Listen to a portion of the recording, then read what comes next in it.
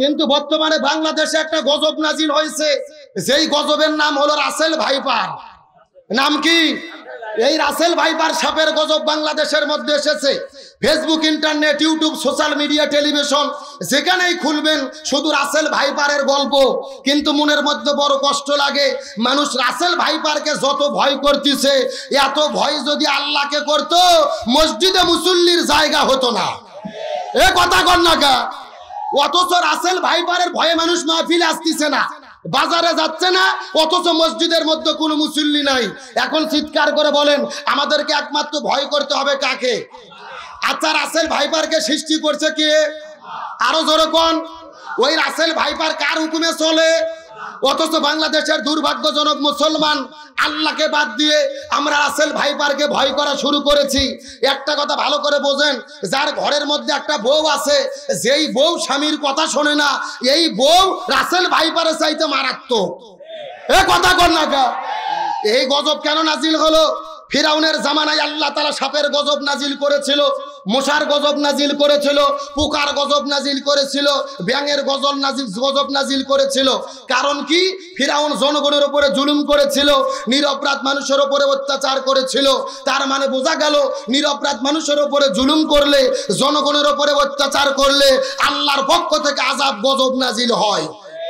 এই বাংলাদেশের মধ্যে যখন আলেম ওলামাদের উপরে জুলুম শুরু হয়েছে, নিরপরাধী মানুষের উপর অত্যাচার নির্যাতন শুরু হয়েছে, ঠিক সেই সময়ে আল্লাহর পক্ষ থেকে আযাব গজব নাজিল হওয়া শুরু করেছে। তার কারণ আল্লাহর কোরআন বলেছেন, জাহারাল ফাসাদু ফিল বাররি ওয়াল বাহরি বিমা কাসাবাত আইদিন নাস।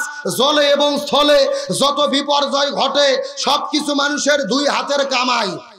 জোরে বলেন, দুই হাতের কি? তার মানে বোঝা গেল আযাব গজব কেন দেয় আল্লাহ? আমরা যখন জনগণের উপরে জুলুম করি, এই গজব থেকে বাঁচাতে পারে কে? অথচ মানুষের হাসি ঠাট্টা করতেছে। অনেকে ফেসবুকের মধ্যে আইডি খুলছে, নাম দিয়েছে রাসেল ভাইপার। একজন লেখছে রাসেল ভাইপারের ছেলে, রাসেল ভাইপারের মেয়ে, রাসেল ভাইপারের স্ত্রী। আমি বলতে চাই আল্লাহর গজব নিয়ে হাসি ঠাট্টা করো না, আল্লাহর গজবে ধ্বংস হয়ে যাবে। কথা কর না কা? এখন আমরা যদি আযাব গজব থেকে বাঁচতে চাই কি করতে হবে?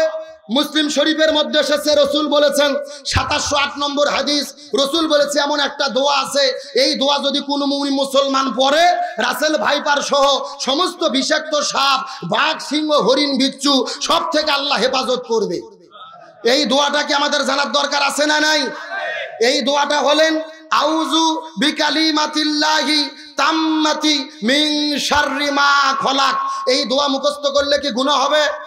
সব আমার সাথে বলেন, আউযু বিকালিমাতিল্লাহি তাম্মাতি মিন শাররি মা খলাক।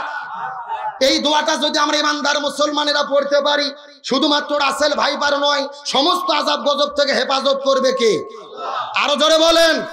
আজকে রাসেল ভাইপার নিয়ে আমরা পাগল হয়ে গেছি, গুজবের মধ্যে কান দিয়েছি, ইচ্ছা মতো যা তাই করতেছি। মনে রাখবেন, রাসেল ভাইয়ের চাইতে ভারতের দাদা ভাইদের বিষের ভয়ঙ্কর বেশি। এ কথা কোন?